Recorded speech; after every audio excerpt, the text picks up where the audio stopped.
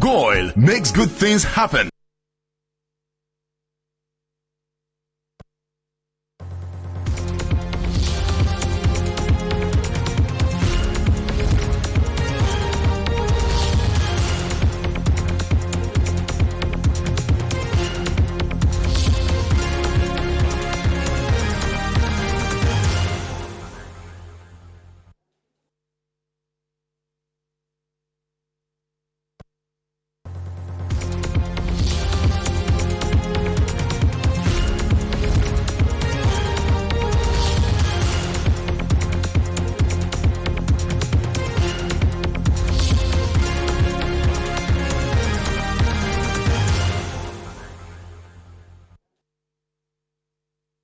You are warmly welcome to another edition of Iron Port here on Metropolitan Television. Iron Port is proudly brought to you in association with the Ghana Ports and Harbours Authority, GOIL Company Limited, Ghana Revenue Authority, Serene Insurance, and the Ghana Link Network Services, the operators of the Integrated Customs Management System, ICOMS, at the ports. The show is also streamed live on our social media handles. You can watch us live on Facebook at Ghana Ports and Harbours Authority, GPHA Ghana, Ghana Ports and Harbours Authority, GPHA Ghana. On YouTube, we are streaming live at Iron Port Ghana. Our media partner on this journey is the Business and Financial Times, the BNFT. If you want to have a grasp of all that transpired on the show tonight, make a date and grab the Thursday edition of the BNFT, and you'll be able to see all that transpired here on the show tonight. Along the line, remember, we've always gotten interactive with you, and so we would want you to send your comments ahead on the show via our WhatsApp line, which is 0559-019-177, 0559-019-177. When the time is due, we shall also activate our phone lines for you to call in and contribute to the show. My name is Kennedy Mona. We will be back shortly. GOIL makes good things happen. This time, GOIL has introduced Super XP Ron 95, a higher grade fuel loaded with additives and yet sold at the same price as normal fuel. GOIL Super XP Ron 95 enhances engine performance like never before. It maintains the engine by keeping it clean from carbon deposits. GOIL Super XP Ron 95 is designed to burn slowly and thus improves fuel economy, making you save money after several kilometers. GOIL Super XP Ron 95 gives you a smooth driving experience, that is, less vibrations. Fill up with GOIL Super XP Ron 95. Now there's no need to pay more for any higher grade fuel. GOIL has that sorted. GOIL, good energy. Electricity, then pay your taxes. Our taxes, our future. Because you see, without our taxes, we wouldn't have good roads, good schools, better hospitals, street lights, and other very important social amenities. When we pay our taxes, we give our children free and quality education. Talga, my money too small. Why should I pay my tax? Look, small.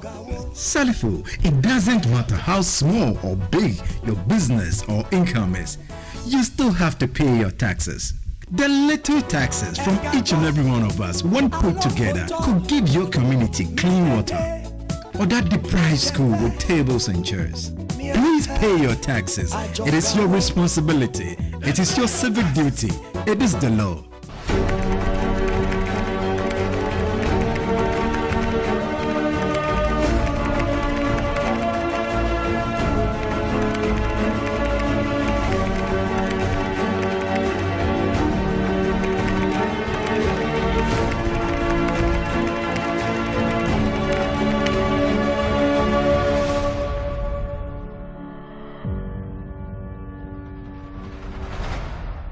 Impressive factory.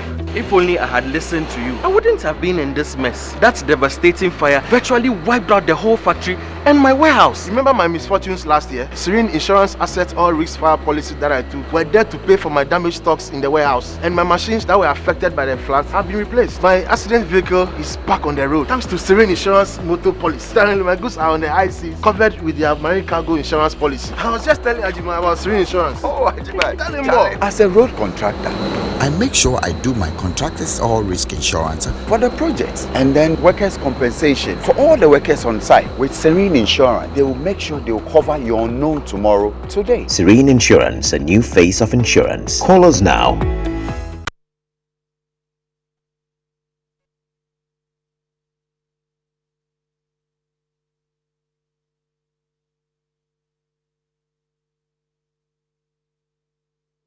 Ministry, and would like to report that in the course of the week, the BERTH 4 of the MPS Terminal 3 was completed and commissioned, plus the fact that the reconstituted board of the Ghana Ports and Harbours Authority also paid working and familiarization visits to the port of TAKORADI and the KETA port project sites. Let's take a look at these stories. The fourth berth of the MPS Terminal 3 at the port of Tema has been completed and duly commissioned for business. The land works covers 4.2 hectares right at the terminal's waterfront and stretches the MPS Terminal 3 quayside to 1,400 meters at a dredged level of 16.9 meters chart datum. The expected facility at the terminal is expected to double total annual handling capacity to 2.5 million TEUs. Speaking to Iron Port, Deputy Minister of Transport Frederick Obeng-Adom said such infrastructure developments are bound to help enhance the country's economic fortunes. This fourth berth is a deeper berth, which means that there would be bigger vessels, which the Panama and other bigger vessels would be able to berth in the port of Ghana, which means we are going to see more improvement in the economy, which is going to be good for the country. Director General of the Ghana Ports and Harbours Authority, Michael Luguje, said the provision of the berth 4 at the terminal consolidates Tema Port's position as a strong player in the maritime trade. The berth 4 has been delivered way ahead of schedule. But it's not just significant because we delivered ahead of schedule, but it's also significant because we have become a center of attraction. Transshipment has grown significantly last year by almost about 28%, and we are seeing this year significant growth and bigger vessels calling our ports, which meant that the trade is happy about the development, it's happy about the efficiency, it's happy about the facilities that are available, it's happy about Ghana's safe economic environment, it's happy generally about Ghana as a center of West and Central Africa for the shipping business. The CEO of Meridian Port Services, Mohammed Samara, on his part, expressed optimism the investments made in the facility will make the port of Tema a force to reckon with in the transshipment business, while positioning the country as a sound and solid footing for effective trading under the African Continental Free Trade Area. The fourth berth had to come, and this will be mainly the next step that we will take to secure, first, the hub concept in Tema Port, to add capacity to cater for the AFTA, because the trade of AFTA needs infrastructure to cater for it. It needs connectivity. The governing board of the Ghana Ports and Harbours Authority has paid familiarization visits to the port of TAKORADI and the KETA port project site. The visit of the governing board, led by the Honorable Isaac Osei, was to afford the reconstituted board the opportunity to learn at first hand the extent of work at the TAKORADI port, which is undergoing massive transformation through various expansion projects, and to also get briefings from engineers of the authority on the KETA port project. In TAKORADI, the GPHA board was conducted around the various projects, including the liquid bulk terminal, the dry bulk terminal, and the Atlantic container terminal. The board chairman of GPHA, Honorable Isaac Osei, expressed satisfaction at the current state of works at the port. Work done here is very, very impressive, and I can see that the contractors are doing their work. You see, GPHA's job is to make sure that the infrastructure is there. I think GPHA has done it, by working with its partners. Now it's up to the business community to take advantage, of the facilities which have been provided. The Director General of the Ghana Ports and Harbours Authority, Michael Luguje, said the expansion works in the port of TAKORADI is indicative of the fact that GPHA is mindful of the future, hence the investment in such huge infrastructure which will transcend generations. By this massive container terminal project that is ongoing, we are already getting a lot of interest from container shipping lines, global big players in container business, knocking at our doors, wanting to join us in partnership to be able to move a lot of volumes here.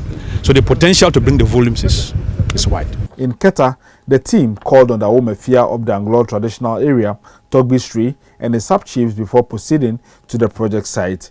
Togbi Sri assured the board of his commitment to the project and promised to lend any support required of him when the need arises.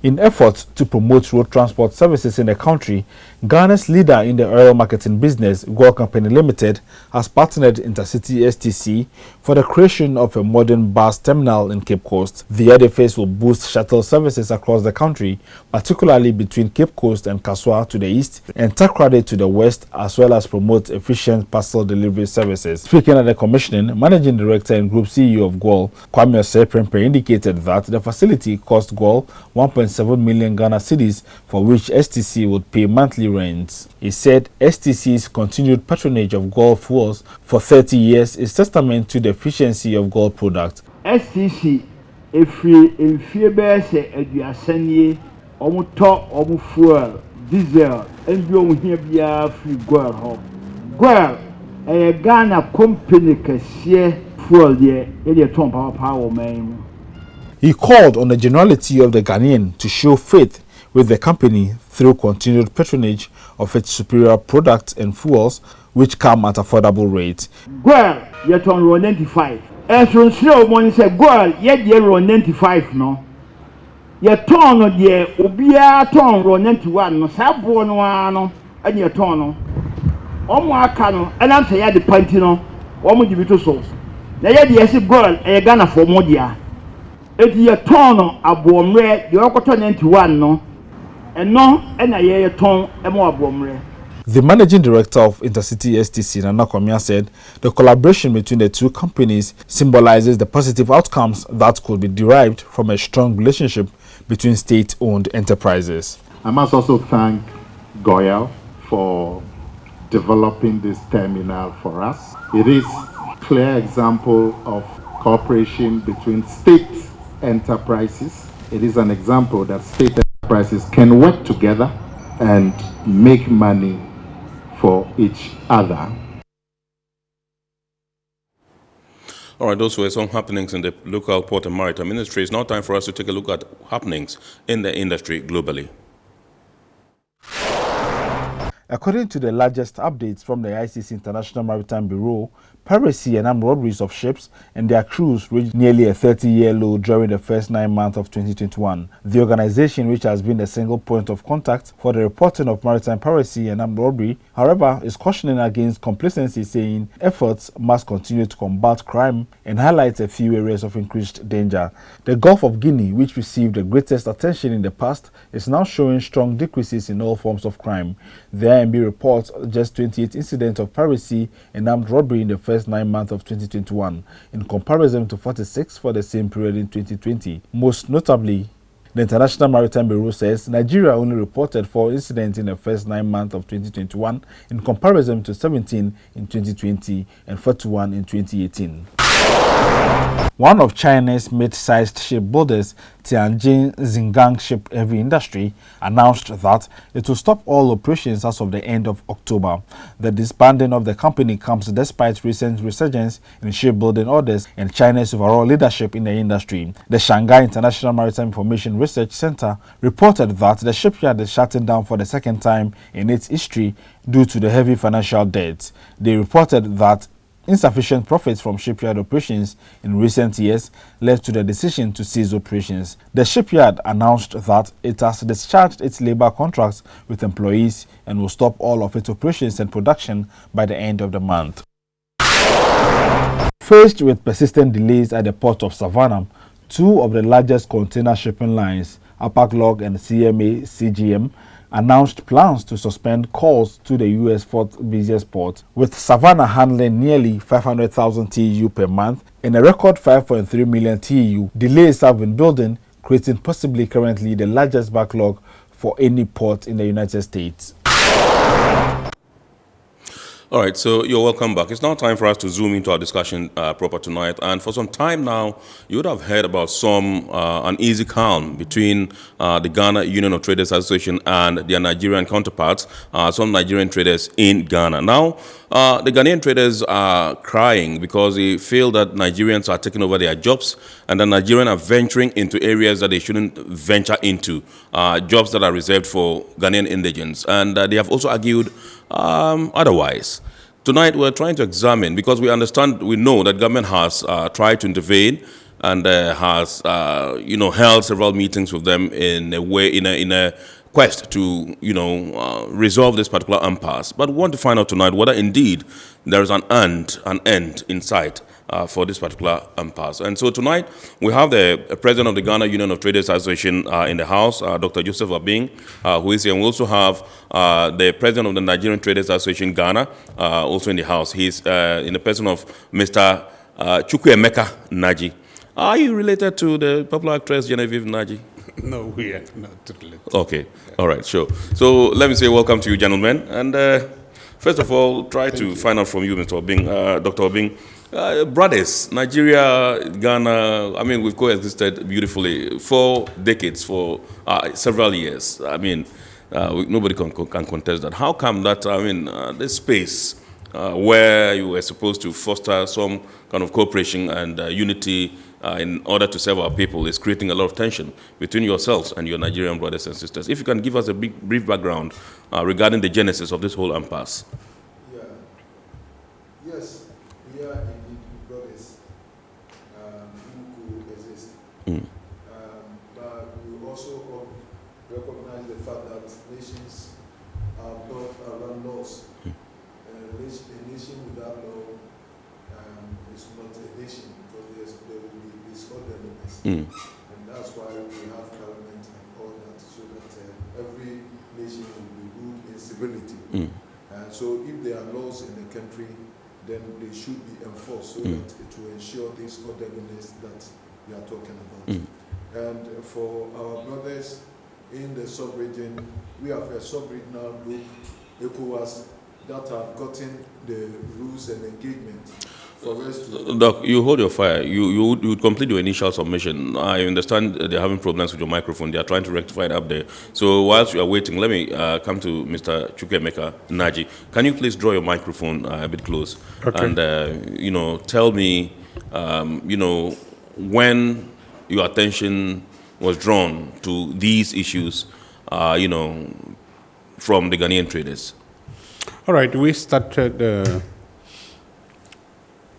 receiving this attack from the KETA since 2007. And we, it came in a different system types and shapes. But in 2007, some of our shops were closed.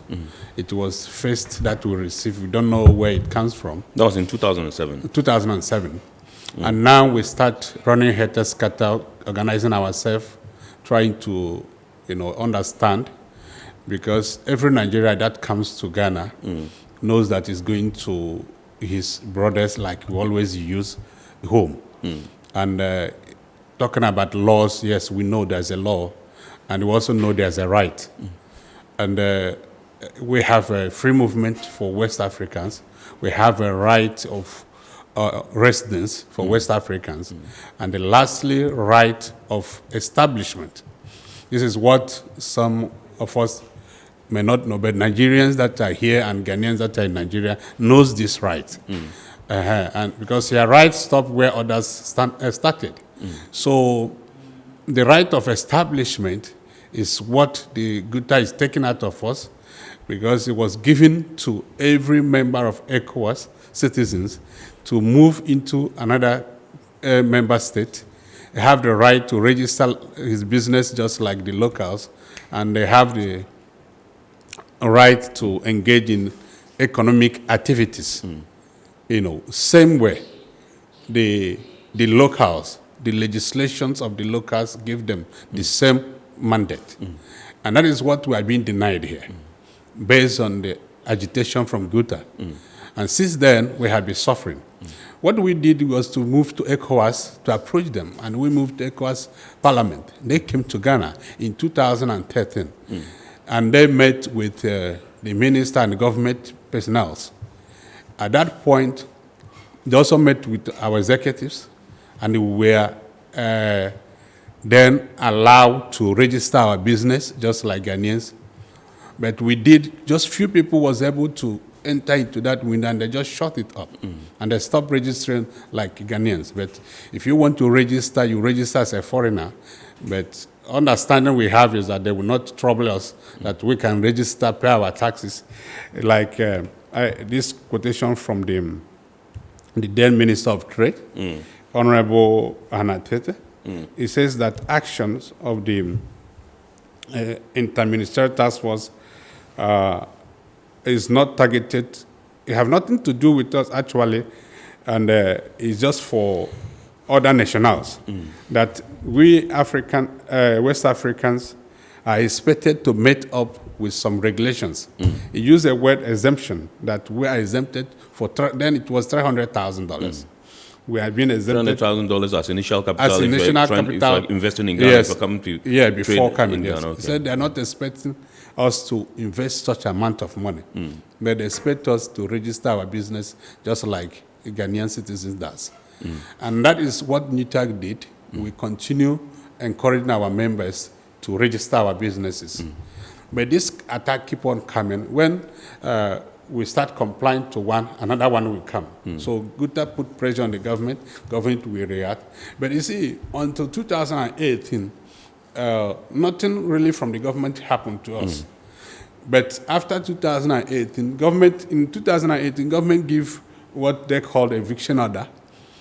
But they could not carry that eviction order because they says there's technicalities they have to deal with, and which we were invited, we discussed it, and then, okay, the next thing that happens after much pressure from GUTA, locking our shops, illegally and all those things.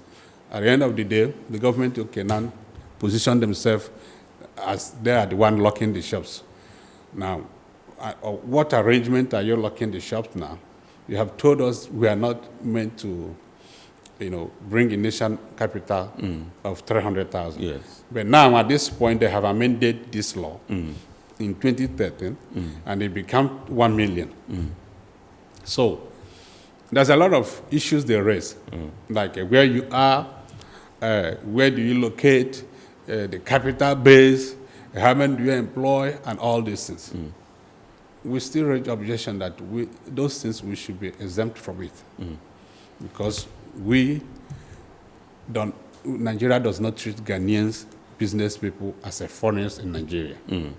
All right. Thank you very much. You hold it there. Let me come to Doc. I understand your microphone has been worked on. So you were, giving us the chronology of events as far as this issue is concerned. If we can, Thank you very much. Yes, we are brothers, and we also recognize that we are living in a global village. But in this village that we are living in is governed by rules and engagement. We have laws that govern every country. We have immigration laws, even under this global village that we're talking about. So nations are not intertwined. Ghana has its laws, and then these laws have not been adhered to by the foreigners who have to respect this law, and that's the genesis of this problem.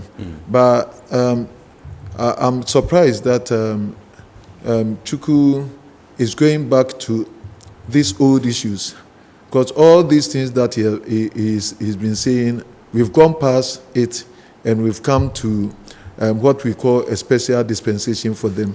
If they continue to do that, it will make us also lose faith in what we are doing with them. Because all these things that he's quoting from ECOWAS and all that is so clear. Because you have to, if you say you have the right to establish like quotas and all that, it means that you don't even understand. The reason why your even speaker came here and admitted the fact that Ghana have its laws, they have the right to use their laws. Much as Nigeria have its laws and they were using it. And so we should temper justice with mercy. They have made all efforts to come this far where you've been given this dispensation. ECOWAS Commission knew all these things that we're talking about. The lawyers along the sub-regional body knew all these things. They've gone through all these things and they know that you don't have a case. Because if you even have to establish in some one country, you do it under the tenets of the laws in that country before you can even establish. And in our case, once you want to establish here, it says if you want to come to retail trade, this is what and what you have to do. Under the ECOWAS dispensation, we have the free movement of goods and services, but it is a movement. We shuttle among the nations, sell our goods, go back, and we have visa freeze and all that. Yes, that's free movement, but it does not tell us that we should relocate en masse to one country. When you want to relocate a country, the mass of it, like in Nigeria, 200 plus people, if they want to relocate to Ghana, there should be rules that will guide them. And this is what they are not trying to understand it. And then the ECOWAS itself draws on rules of origin, and that it does not give unlimited access to any goods. The goods that we trade in is even limited. That's why we have the ETLS and all that. Even with the Continental Free Trade Area, yes. Okay. Even with the Continental Free Trade Area, it abhors dumping. So even the goods that are permissible to trade in is well couched in the rules of origin. That sometimes even the components of the goods that you can be able to trade in, a certain percentage should be locally made in your country before. So we have even permissible goods as against impermissible goods in this arrangement that we have, because we want to encourage industrialization among ourselves and try everything to prevent dumping from elsewhere. So we have gone past this, and your government have come. Your government is said that you know that you are not qualified under the. Doc, does the issue really have to do with dumping, or it has to do with they taking your businesses? No. If you look at the sub-regional bodies laws, because he keep quoting them, and that's what those sub-regional bodies dwell on, the rules of origin, and that it abhors dumping, and that we have to industrialize. Right. And that's why under continental free trade, you cannot trade ever from outside the continent under the continental free trade. Right. That's what I want to establish, so that it will stop bringing in ECOWAS and then continental free, because the rules and engagement are so clear. Right. But when it comes here, it means that if you are operating outside the ECOWAS protocol by not abiding by the rules of origin, this is the law of Ghana, that it restricts you from operating in the retail space. If you want to do retail, they've given you a window of opportunity that you have to invest in $1 million. It's not a cash that you give to GRPC as they speculated wrongly in their country, that you invest in cash or in goods, so that they want to direct you.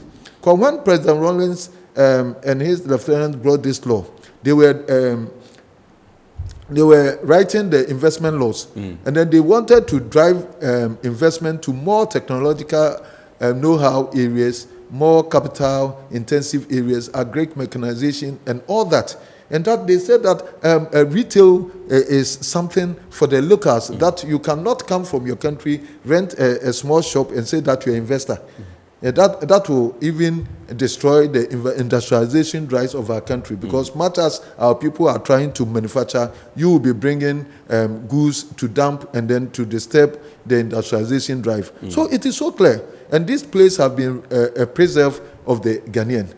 And so I'm surprised that he will be going to that. Now, what we have to dwell on is about the special dispensation, that through incessant pleading by the Nigerian government, that much as they are, according to the law of Ghana, their citizens do not qualify to trade here, we should temper justice with mercy. We'll come to the special dispensation that you've asked for. Okay, thank you. Mr. Naji, your shops, are they closed as we speak? Yes. They've been closed? Yes. And so what are you doing? We have been eating by grace of God. I don't know how we're doing, because it has been very tough anyway. How long is it since the shop has been closed? 2nd December 2019 was the first one, and that one affects Sekro and some of the, I think, Ashanti region also. Then 30th November last year affected Abosokai, and there was a recent one. And I tell you, it had been very difficult. What are the numbers? How many shops do you think have been affected? The numbers, you know, the circle, when they closed it, we are having about 160 something. But I tell you, without missing a word, over 100 people have left that circle. In fact, you mean circle in Accra? Yes. Okay. The last information I received is that we can't get Nigerians up to 10 shops that are actually closed to wait for opening.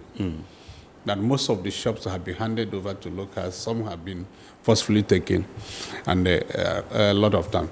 And the Abosokai is a different terrain, so it's also been managed that way. We haven't had much attacks apart from the closure. Right. So it's closed, and everybody, agree on that. It's closed since that November, almost a year now. Ashanti is having a lot of challenges as well. The locals' attack is keep on in different shape, but then all the same, the people, because take it or leave it, just like he said, this is not Nigeria, here is Ghana. So Ghanaians still have that upper hand in doing things. And just like he's saying, we have bypassed all this. But the truth of the matter is that we have never fought with them. We keep on receiving attack, and we have not even gone to the extent of saying we are defending ourselves in a full force. And we have given them that kind of respect. But the problem is that it seems like they don't seem to have the pity or the treating the whole thing with mercy. It doesn't the justice with mercy, especially Guta. The president here locked the shop about 2-3 weeks ago, and I called him. He locked two shops. He locked shops. Okay. In where area? I thought the shops were being locked by the Committee on Retail Trade. No. Foreign retail trade. The first one, the recent one, is being locked by Guta, and I have been begging him to open those shops since.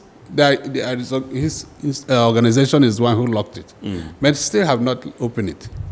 In fact, to this extent, they weld it. They weld it. What do you drive your mandate from? I think our brother should appreciate the efforts that recently that you locked the shop. Excuse me, the efforts that we are making, even as an association, because we've given a lot of concession.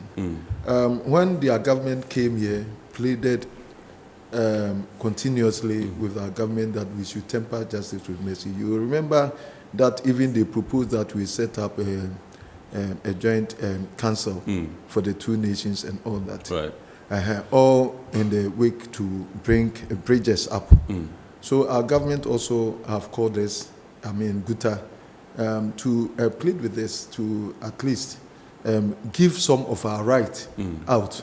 And we've been able to do this. When he was talking, he said that we were not merciful on them. And it is not fair, because we've gone far than first the previously when we said no to everything. Now we started sobering up, engaging with you, being brotherly. So I want him to depart from that era. But so that as we speak, their shops have been closed. Do you have I made a specific case. I didn't say general. Please, when the government pleaded with this and then the concessions were made, a joint committee were formed. And then there's a terms of reference in this committee. This the special dispensation was duly launched at Elisa, with all the countries present, their reps. What does the special dispensation entail? The special dispensation is giving our brothers from Nigeria the opportunity that those who have been here before 2020 should have the opportunity to do their trading. They bring their documents, and when it is cleared that you are qualified under the dispensation, you do your trading and then take your time to regularize with the GIPC, and then you peacefully coexist with this. And those who came here after 2020, the law is strictly going to be applied, and that they should be taken off.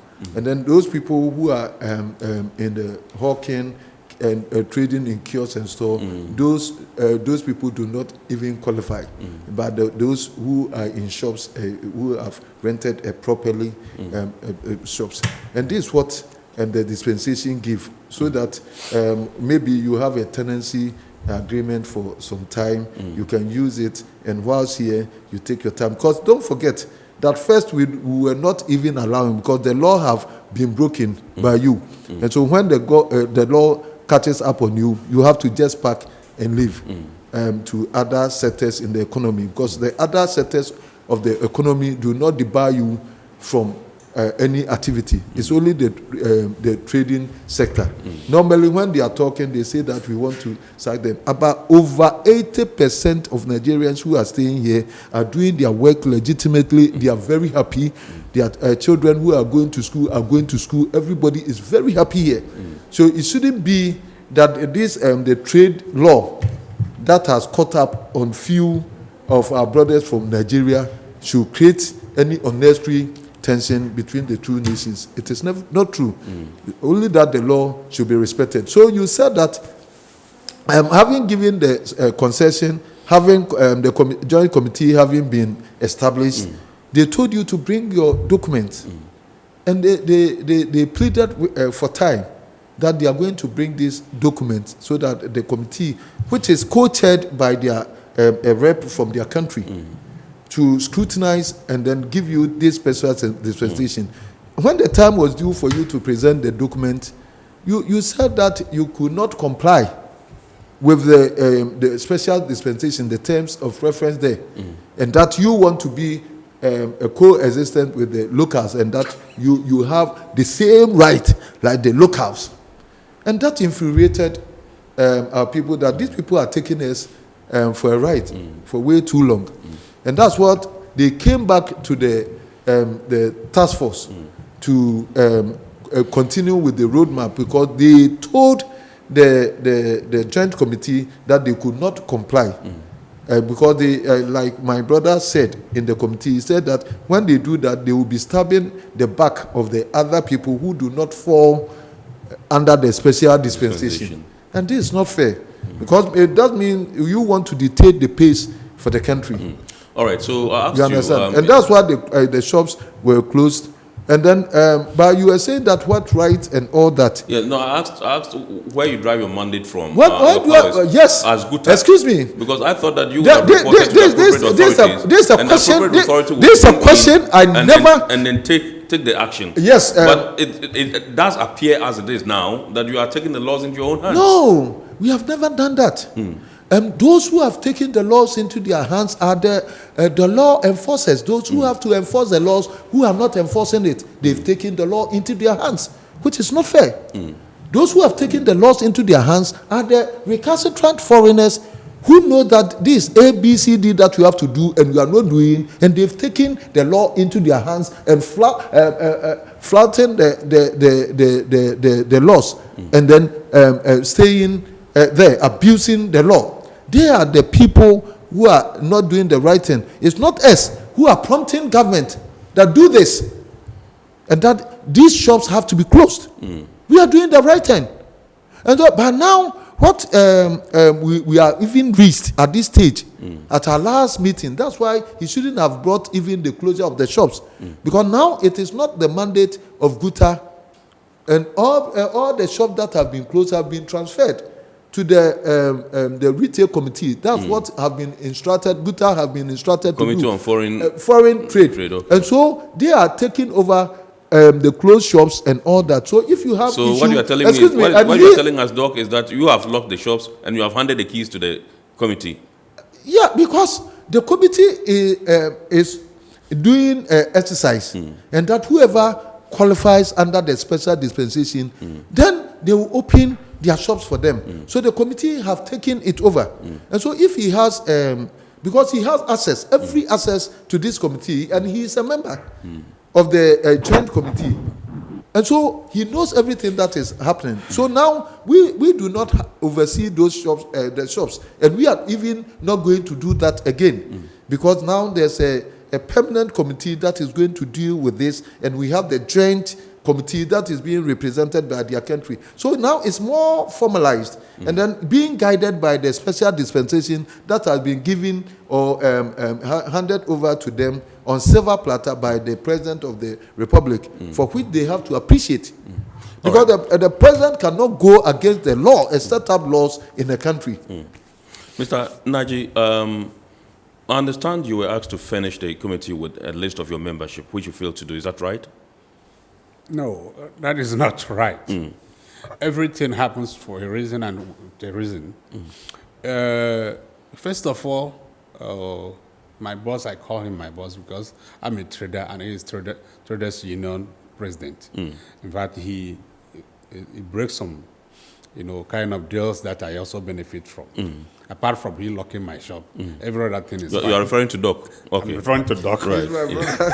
Apart from the shop that he locks, when he fight government to give us our benchmark, that one is good. It benefits you as well. I like that. Yeah. But in other means, you see, the whole thing is this.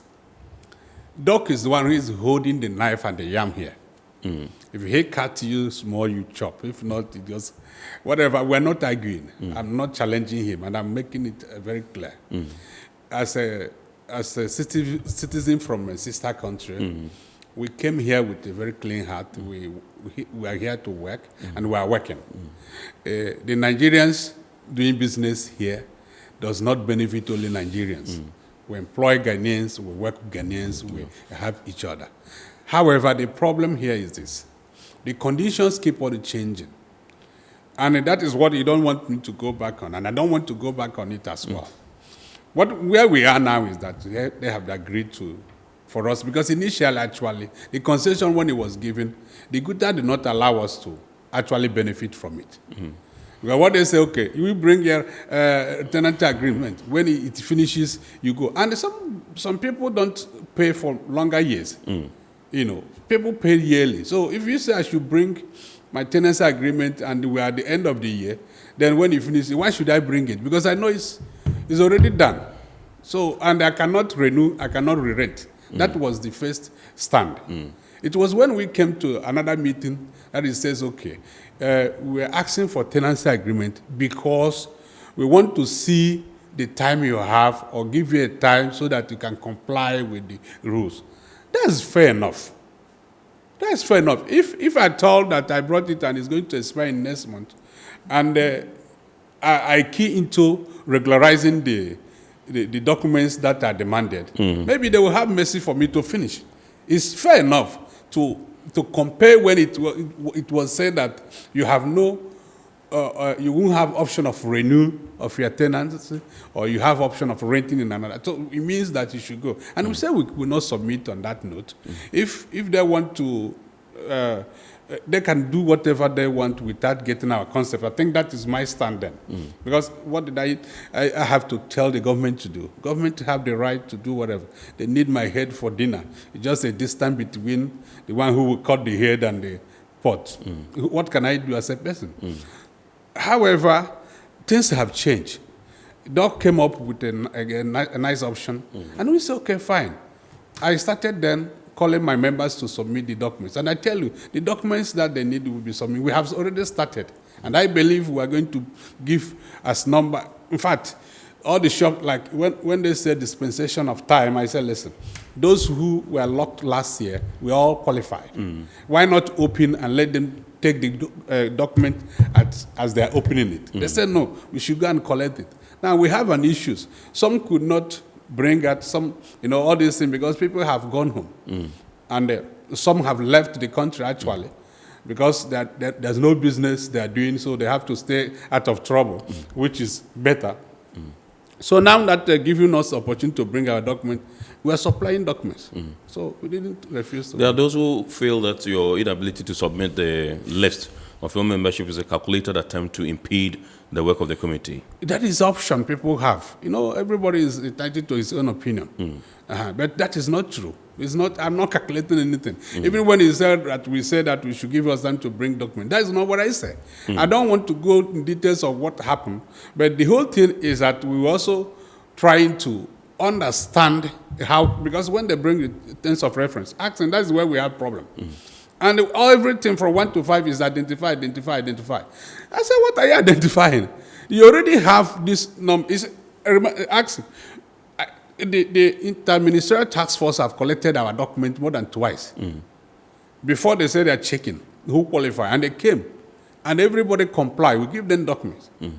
The next thing is that they lock the shops after some time. Then when we went to them, they said we should bring another document. We copy again and send. And those documents that were sent those days, we haven't heard anything from them. So when I raised the issue that you have our document, they said no, that people are the same. I said, okay, fine. Then we bring another one. So we don't have any problem bringing documents. We have been bringing documents. Ask him, the other guy said that he has over 600 registered this thing with him. He can supply it if they need. They say, no, we should bring new one. Now we are bringing new one, so it's not a problem. Right. Mr. Chukwuemeka Naji is the president of the Nigerian Traders Association, Ghana, and Dr. Joseph Obing is the president of the Ghana Union Traders Association, GUTA. We're discussing tonight the trade tension between Nigerian traders and their Ghanaian counterparts, GUTA, and whether there is actually a solution in sight to this impasse. We'll be back shortly. GOIL makes good things happen. This time, GOIL has introduced Super XP Ron 95, a higher grade fuel loaded with additives and yet sold at the same price as normal fuel. GOIL Super XP Ron 95 enhances engine performance like never before. It maintains the engine by keeping it clean from carbon deposits. GOIL Super XP Ron 95 is designed to burn slowly and thus improves fuel economy, making you save money after several kilometers. GOIL Super XP Ron 95 gives you a smooth driving experience, that is, less vibrations. Fill up with GOIL Super XP Ron 95. Now there's no need to pay more for any higher grade fuel. GOIL has that sorted. GOIL, good energy. Electricity, then pay your taxes. Our taxes, our future. Because you see, without our taxes, we wouldn't have good roads, good schools, better hospitals, street lights, and other very important social amenities. When we pay our taxes, we give our children free and quality education.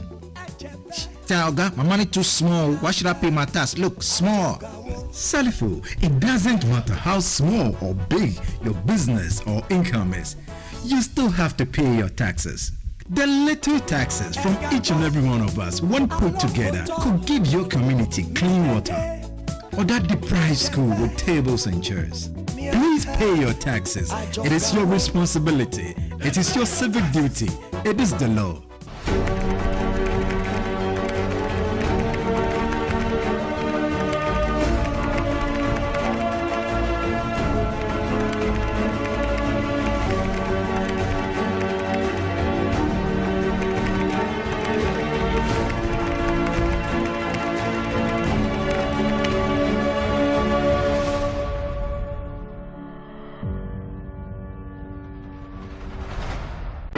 Impressive factory.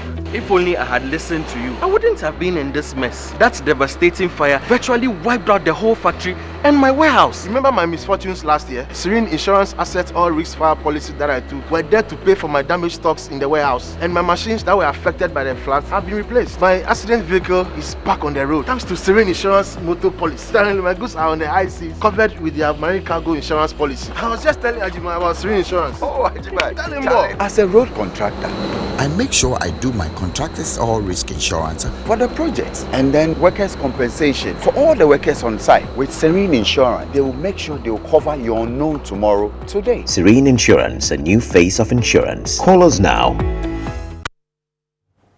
All right, so you're welcome back. I will move straight to Dr. Obing and then find out from you. He rightly alluded to the fact that their shops have been closed at the moment. Some of them have left, others are still around, trying to juggle around and see how best this impasse can be resolved.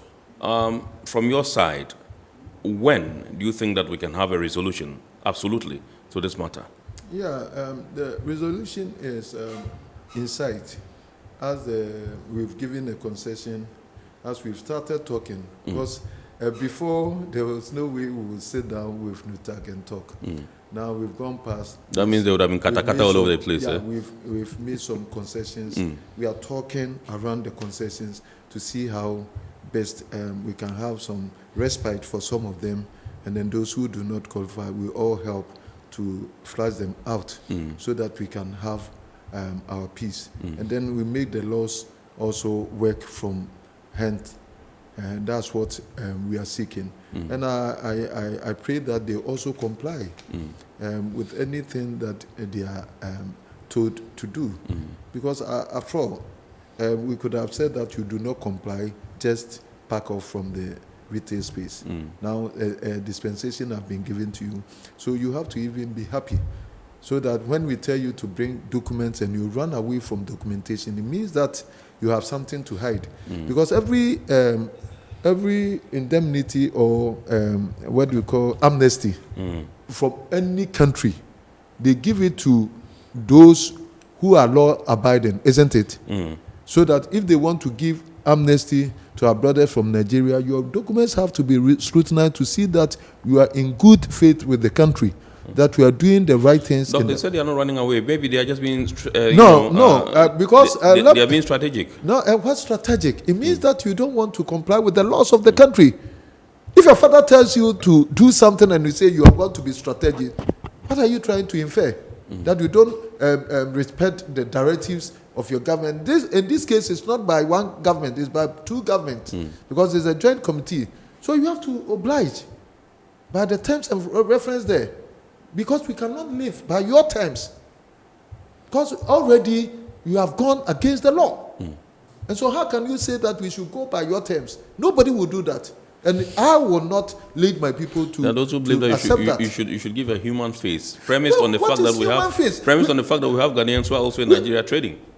Oh, Nigerians, if they have their law, I've already told you, we are living in civility. We have to be civilized, and that we have to be governed by laws.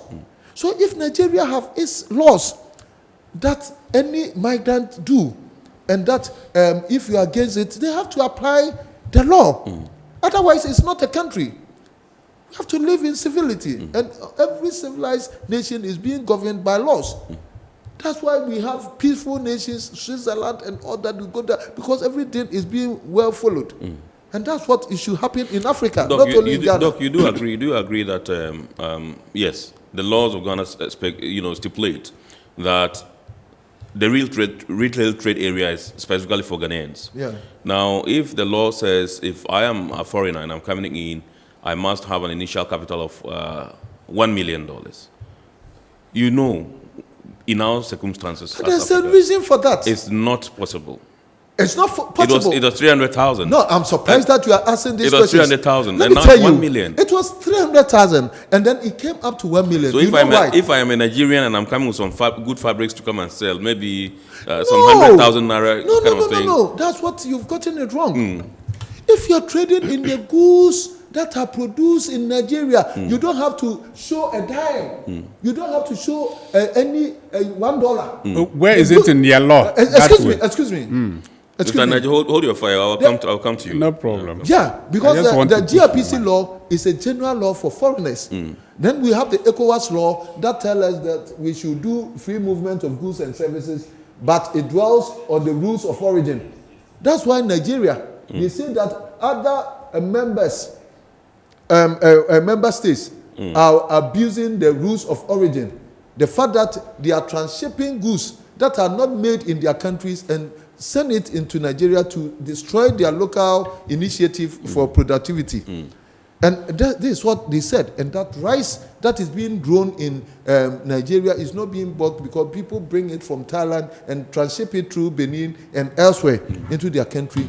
They made this case to ECOWAS protocol, ECOWAS Parliament. And ECOWAS Parliament granted them because the rules of engagement dwells on the rules of origin, which says that we should trade in the goods. That's why there's ETLS. Mind you, the ETLS gives the goods that we can trade in. But even that the ECOWAS Parliament itself have made, that this is the permissible goods that we should trade in, Nigeria have even shortlisted over 40 items and said that this area we are doing good and we will not allow even that it is permissible under ECOWAS protocol.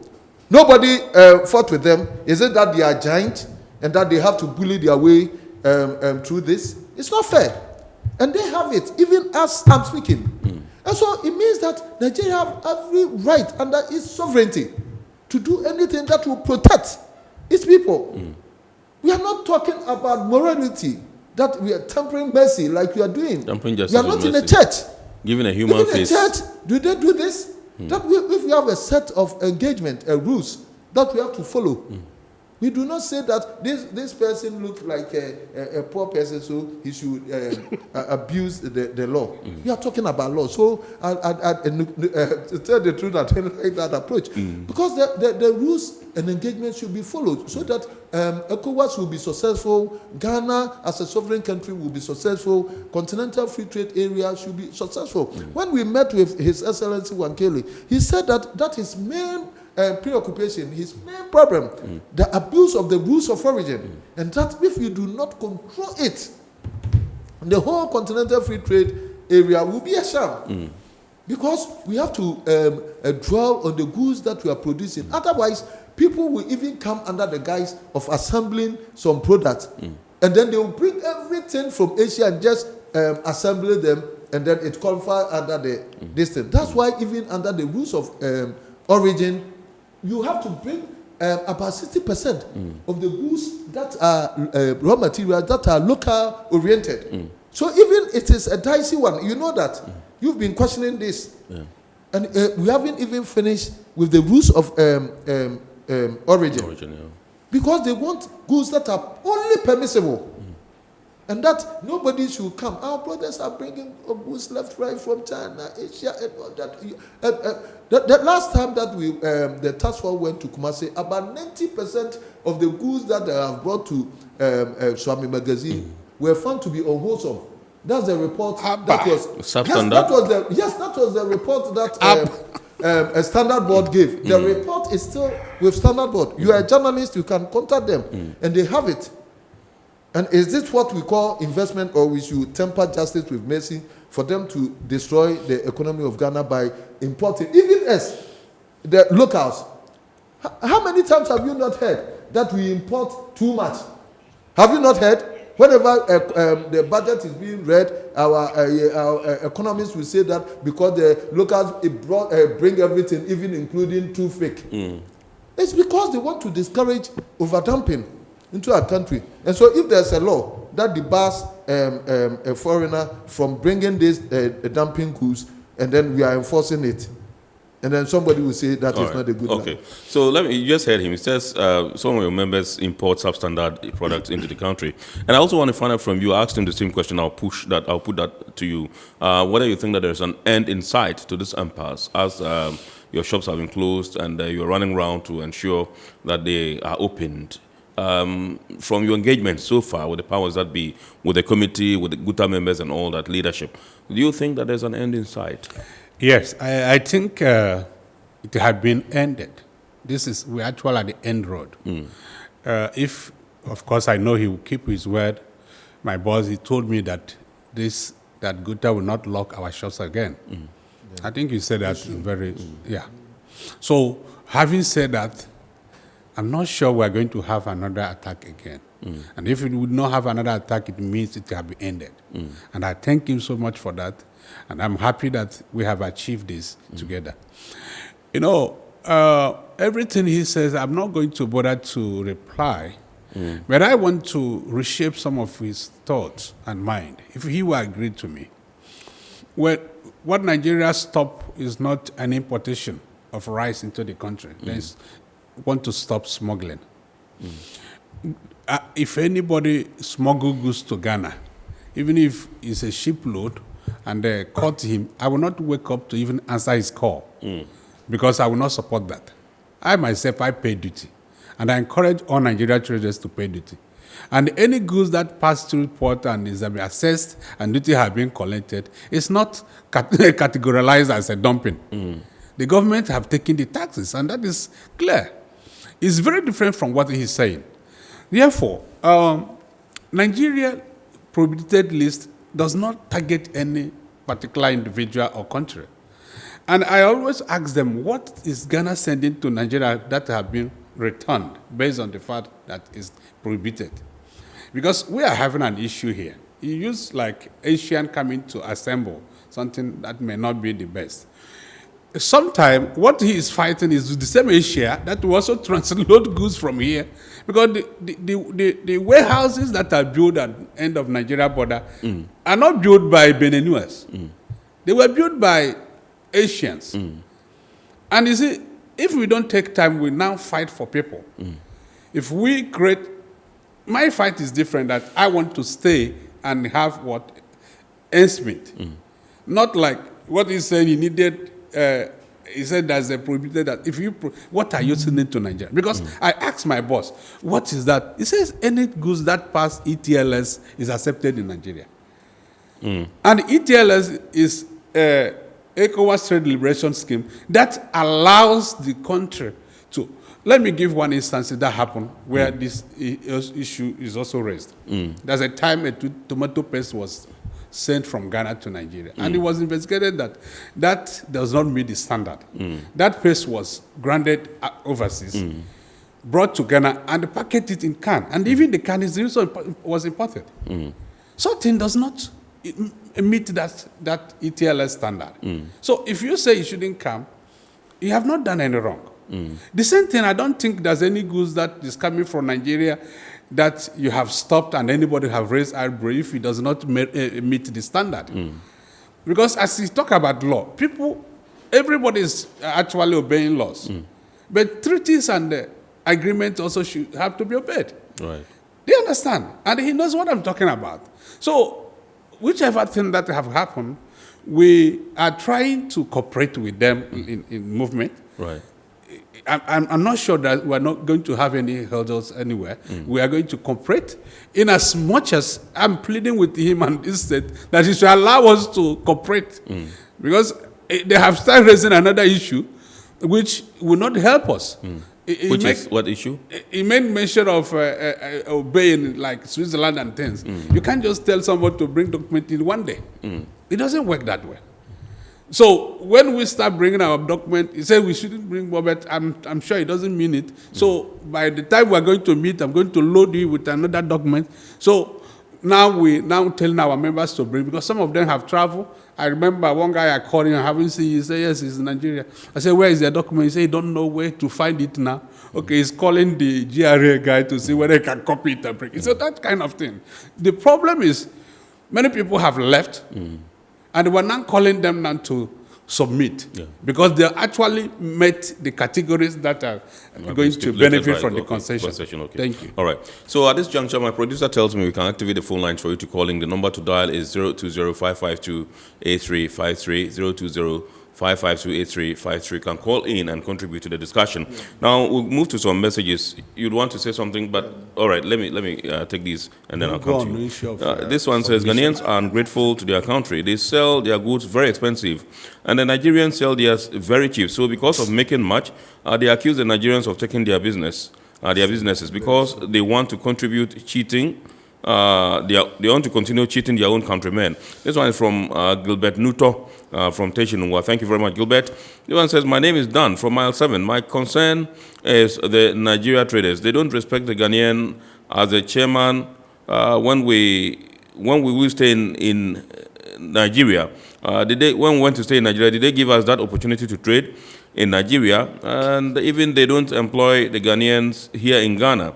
How many Ghanaians have shops in Nigeria such as they have in Ghana? Well, they say you guys sell very expensive, and the Nigerians are relatively cheaper. And say they promise to, they want to patronize them. But we'll take these ones. But let's welcome Daniel from La, onto the discussion. It's called into the show. Hello, good evening, Daniel. Good evening. Yes, sir. Please flow. I want to make some small contribution towards this show. So the Ghana government are even giving Nigeria the chance to even discuss this matter. Just close the border. when they closed the border, didn't we plead with them? I prayed to Nigeria with perishable goods. All my goods perished. They did not open the border to COVID. I don't know what is wrong with Ghana government. Our laws are there. Simple as ABC. This is our laws. If you qualify, you can come. If you don't qualify, go. But we have given them even the chance to discuss. Did they give us the chance to even discuss? And this Ghana man is the Ghanaian, the leader of the Ghanaian this thing. I think it's also talking soft like they want to soften some of the laws for them. No law should be softened. The laws should remain like that. Because the Nigerians are even wicked. They close the border. No, they did not open it because they said they are enforcing their law. Why? Do they want us to change our law? Or do they want us to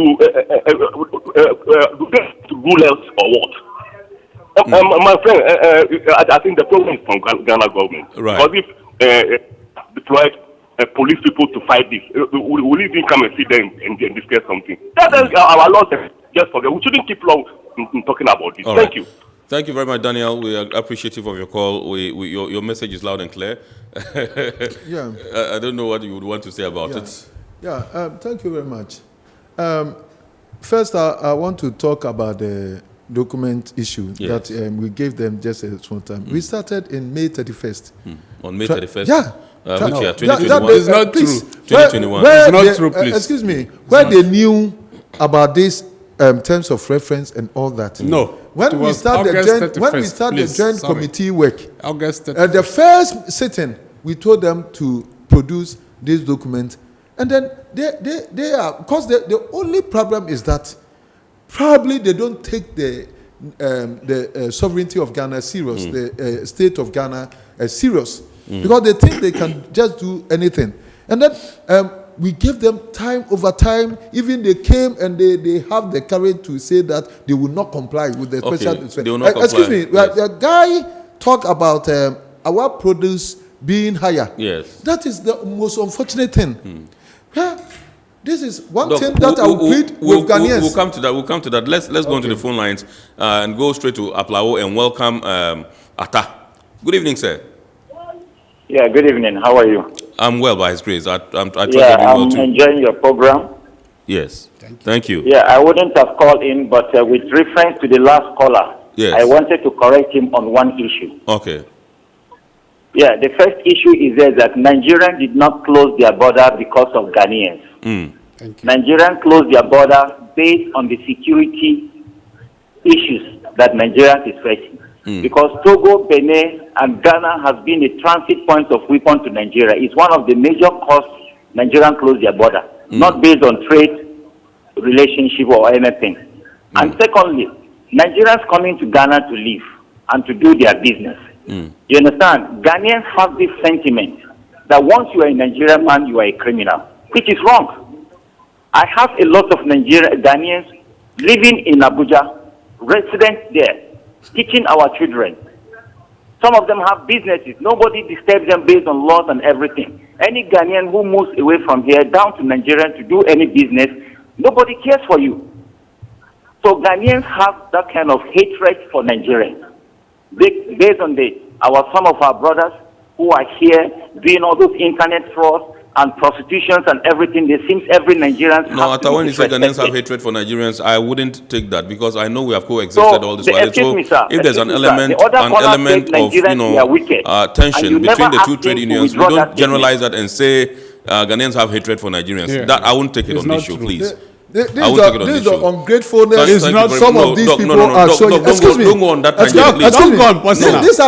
ungrateful. To be fully blown on this show. No, Doc, please. Ghanaians staying here. Let's be civil in this discussion, please. Please. Let's not ungratefulness doesn't mean I've told him that we won't take what he has said because you don't promote that hate on the show. No, we won't allow it. Yeah, but we have to talk to the issue let's get back to your issue about Ghanaians selling your goods quite expensive and Nigerians doing their selling their it's very unfortunate. Lower. And the whole thing is psychological and it's working against us because for some reason they've come to understand or to be convinced that goods that are coming from our brothers are cheaper. It is not true. Yeah. And then they are also having a psychological problem on the Chinese aspect, because we travel to China and buy goods from Chinese. So if the Chinese is having a shop here, it means that the Chinese that we are traveling to is here himself, and that his goods is and these are all the things that is working against the Ghanaian trader. So they do not even assess the quality that they are buying to compare the prices. They do not even go to the Chinese shop, come back to my shop. I went to the China mall, and the cars that are sold there, the goods that they were buying, I hope you have attested to this. The prices, the goods are cheap quality, very inferior, and the price is even higher than the quality that I'm selling. And this is psychological. And I played with our brothers in Ghana that they should start comparing the prices, the quality and all that, and then they will respect that the Ghanaians are doing marvelously well than these people, because they are trooping to their shops. They are taking undue advantage over them. All right. So let's go to Kasua and welcome Malik onto the phone lines. Malik.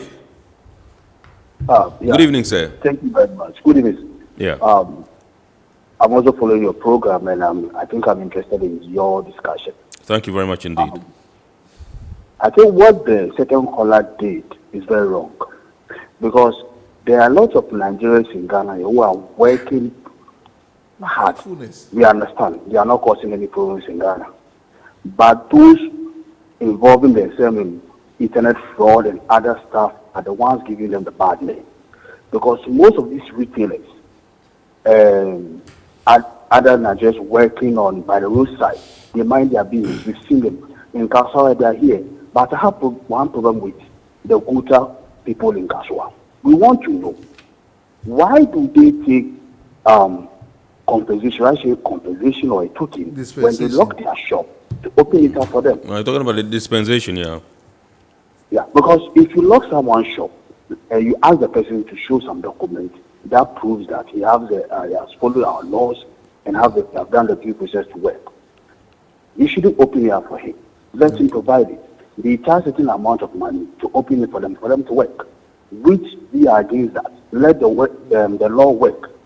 There shouldn't be any consideration. You allow them to work for some time, come again in a couple of months, lock them up, go behind closed door, do certain discussion, take some money from them, open it up again. It doesn't make sense.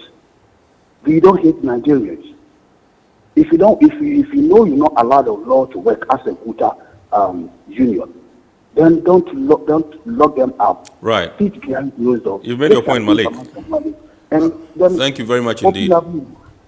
Malik, thank you very much. Thank you, Malik. Malik, I thank you for this point. With that Kasua issue, it has come to me, and then I'll open up an investigation on it.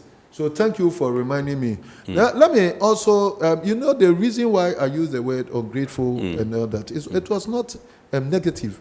So if I do not clear it, and then because you also said that we want to have a civilized system, because you know how civil I am. But it is very unfair that we know in Ghana that over 90% of our brothers, Nigerians staying here, they are having everything. They are enjoying the Ghanaian hospitality.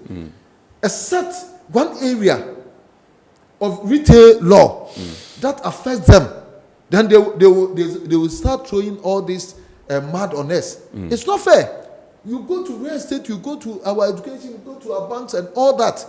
They are having even the bigger chunk of the national cake, and they should appreciate it and appreciate Ghanaians, and they even have to tell the good story to their country people. Well, our law says this, and they have to respect it. And we even have gone our way to give concession. Our president pleaded with this because he knew that he cannot go against the law that is enshrined in the constitution. And so we have to plead, and they have to be appreciative of that. And that's why I was talking about that. All right, let's go on to the phone lines and go straight to Medina and welcome Frank onto the show. Good evening, Frank. Good evening. Thank you very much for calling in, sir. Please flow. Hello? Yes. Please flow, sir. Go ahead. Okay. Hello, good evening. Good evening, sir. Okay.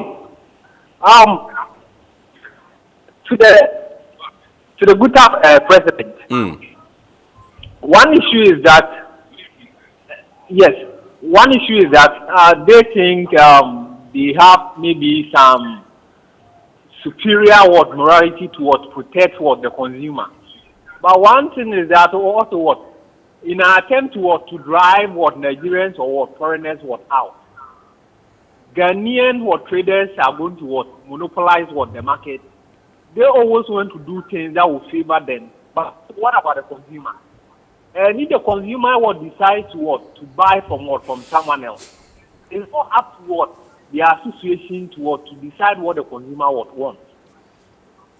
It's the consumer who decides what he wants to buy. So if he chooses to buy from the foreigner, right, they should stop this idea of what they are buying from the foreigner is cheaper and all those things. That one is it's not up to a third party to decide. Okay.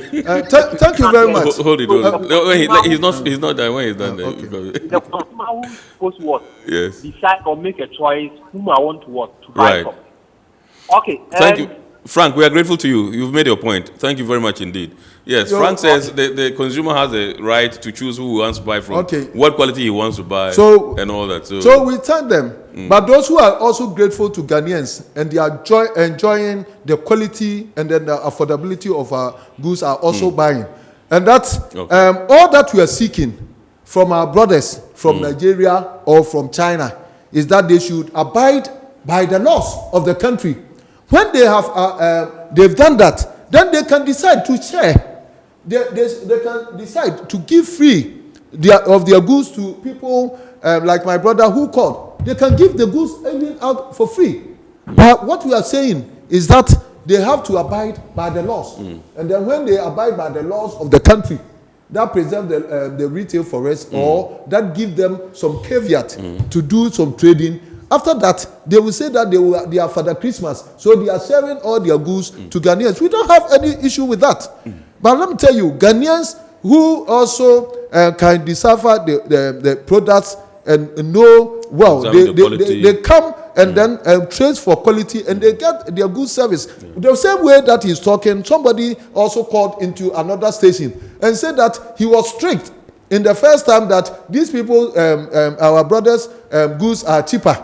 And then when he went to use the product, less than 1 week, the product was spoiled. So he may not have that testimony, but another person is having that testimony who has been warned to come back to us to buy from us. I'll play the devil's advocate here, and I would want to perhaps say that maybe it's not all of them.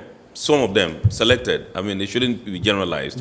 That every Nigerian sells. But is it every Ghanaian? Is it every Ghanaian that they think that is selling? We're not being fair to them. No, but is it fair? It's selected.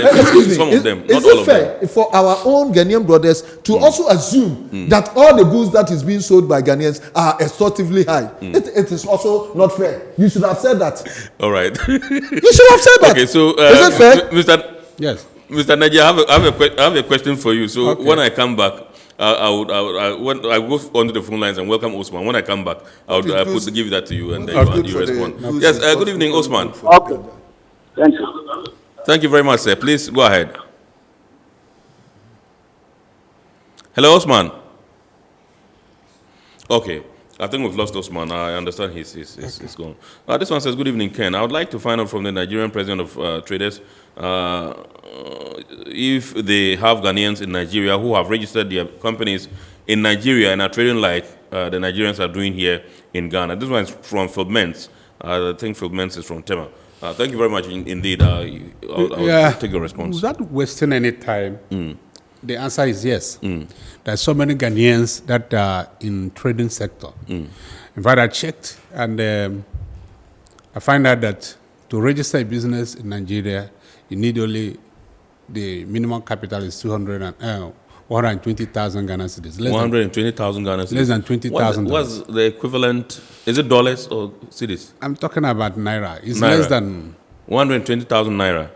No, 120,000 cedis. It's 10 million naira actually in naira. That's okay. So it's let's say $20,000. $20,000. And this is made for anybody, foreigners or locals. Okay. Now hold it. Let me pick Marco Poku from Abeka, who's our last caller, and then I would come to you for that response. Mark, good evening, sir.